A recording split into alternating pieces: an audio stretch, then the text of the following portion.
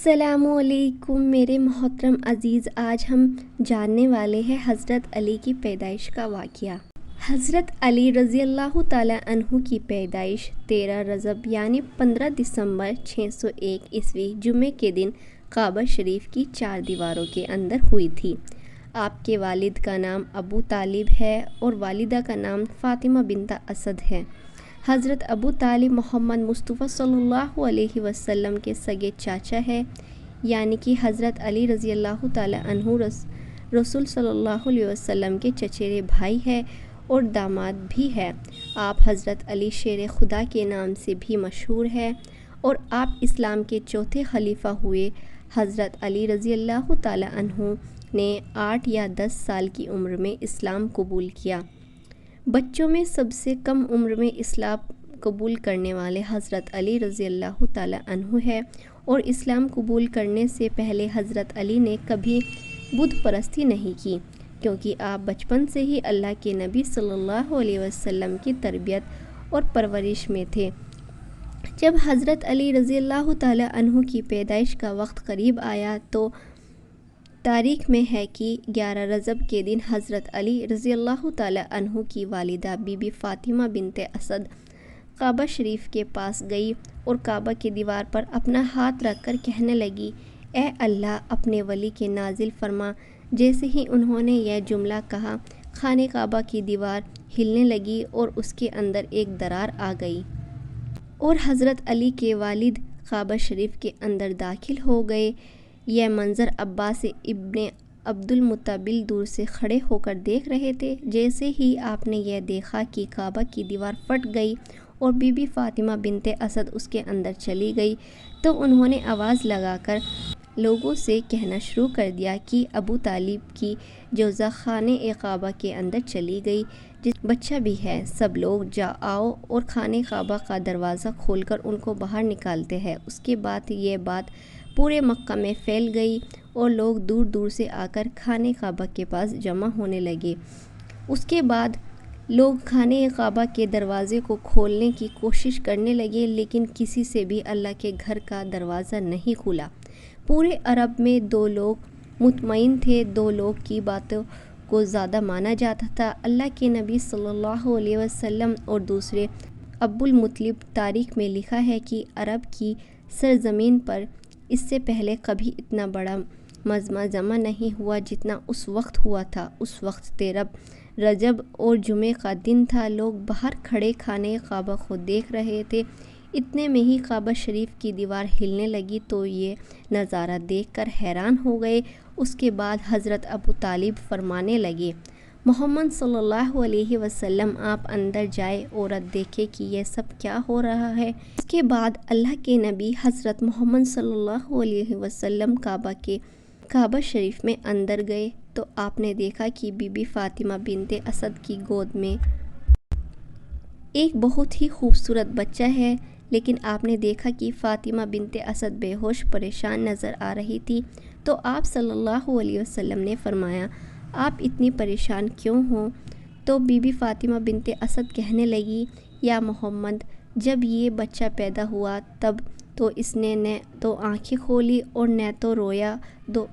اس کے بعد اللہ کے رسول صلی اللہ علیہ وسلم مسکراتے ہوئے بچے کو اپنی گود میں اٹھایا تو اس بچے نے بھی مسکراتے ہوئے اپنی آنکھیں کھول دی۔ سبحان اللہ۔ حضرت علی کی ابھی تو صرف پیدائش ہوئی اور اس بات سے پتہ یہ چلتا ہے کہ حضرت علی دنیا میں آتے ہی اپنے سب سے پہلے دونوں جہان کے مالک و مختار ہم سب کے آقا محمد صلی اللہ علیہ وسلم کو دیکھنا پسند کیا۔ سبحان اللہ۔ اس کے اللہ کے نبی نے اپنی زبان مبارک بچے کے سامنے نکالی تو بچے نے زبان کو چوسنا شروع کر دیا۔ یہ دیکھ کر بی بی فاطمہ بنت اسد بہت خوش ہوئی اور مسکرانے لگی۔ اس کے بعد اللہ کے نبی حضرت محمد صلی اللہ علیہ وسلم نے بچے کو گود میں لے کر خانہ کعبہ سے باہر نکل گئے تو عرب کے لوگ اس بچے کے نور کو دیکھ کر خانہ کعبہ کے پاس جمع ہونے لگے اور لوگ آپس میں ایک دوسرے سے کہنے لگے، اس نورانی بچے کا نام کیا رکھا جائے؟ اس کے بعد اللہ کے رسول صلی اللہ علیہ وسلم نے فرمایا، اے لوگو، ایسا بچہ اس سے پہلے کبھی پیدا نہیں ہوا۔ اس بچے کی ولادت افضل ہے اور اعلیٰ ہے، اس لیے اللہ کی مرضی یہی ہے کہ اس کا نام علی رکھا جائے۔ اس کا مطلب وہ بلندی جس بلندی پر آج تک کوئی نہیں پہنچ پایا۔ بس اتنا سننا تھا کہ لوگوں میں یا علی کی صدائیں گونجنے لگی۔ اس کے بعد ابو طالب حضرت علی کو اپنی گود میں لے کر گھر کی طرف جا رہے تھے کہ راستے میں انہیں ایک منافق شخص ملا۔ وہ کہنے لگا، اے ابو طالب، وہ رسم نہیں کرے گا جو ہر بچے کے ساتھ کی جاتی ہے۔ آپ کو بتا دوں کہ اس وقت مکہ میں ایک جاہلانہ رواج تھا کہ پیدا ہونے والے بچے پر سانپ چھوڑا جاتا تھا۔ اگر سانپ بچے کو مار دیتا تھا تو وہ لوگ کہتے تھے کہ یہ بچہ اپنے باپ کی اولاد نہیں ہے، لیکن اگر وہ سانپ بچے کو نہیں کاٹتا تو وہ کہتے تھے یہ بچہ اپنے ہی باپ کی اولاد ہے۔ اس کے بعد ابو طالب نے بچے کی طرف دیکھا، اس کے بعد حضرت علی کو ایک طرف رکھ کر کہنے لگا، لاؤ اس سانپ کو جس پر تم فخر کرتے ہو۔ اس کے بعد اس سانپ کو لایا گیا اور حضرت علی پر چھوڑ دیا گیا۔ جیسے ہی وہ سانپ حضرت علی کے قریب آیا، حضرت علی نے اپنے ننھے ہاتھوں سے اس سانپ کو پکڑ کر 2 ٹکڑوں میں کر دیا اور اسے دور پھینک دیا۔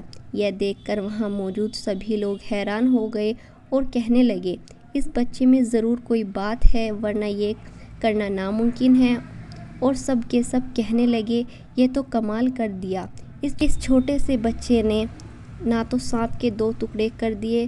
یہ آواز سن کر حضرت علی کی والدہ بی بی فاطمہ بنت اسد کہنے لگی، یہ میرا بچہ حیدر ہے جس نے سانپ کے 2 ٹکڑے کر دیے۔ یہ حضرت علی کی شان جس سے پیدا ہوتے ہی بڑے بڑے کرامات دکھائے، جس کی پیدائش تو اللہ کے گھر میں ہوئی اور آپ کی وفات بھی اللہ کے گھر میں ہی ہوئی، اللہ کے گھر میں ہی آپ کو شہید کیا گیا تھا۔ اللہ اکبر! کتنی عظیم اور بلند مقام ہے سیدنا حضرت علی رضی اللہ تعالیٰ عنہ کا۔